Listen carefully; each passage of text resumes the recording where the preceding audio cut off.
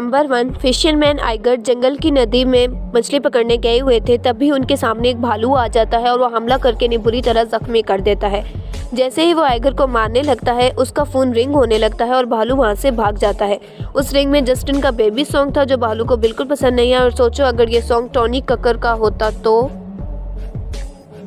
Next, cosmonaut ने 803 दिन में अर्थ के इर्द गिर्द चक्कर लगाकर गुजारे और इतने में उन्होंने 11,968 राउंड्स लिए। और आइंस्टाइन की रिलेटिविटी थ्योरी के मुताबिक वो दुनिया के पहले वो इंसान बन गए जो टाइम में 0.2 सेकंड्स आगे चले गए, यानी वो दुनिया के पहले टाइम ट्रैवल बन गए। नेक्स्ट, ब्राज़ील में रहने वाले एडलर एंटोनियो ने जो कारनामा सर अंजाम दिया वो बहुत ही खतरनाक था, लेकिन उसे जानने से पहले हमारे चैनल को लाइक और शेयर करना बिल्कुल मत भूलिएगा। उन्होंने पैसों की फंडिंग के लिए खतरों के खिलाड़ी वाला स्टंट किया। एक चेयर पर 1000 बैलून्स बांधे और हवा में उड़ गए और 16,000 प्लस हाइट पर चले गए, जहां उनका लोगों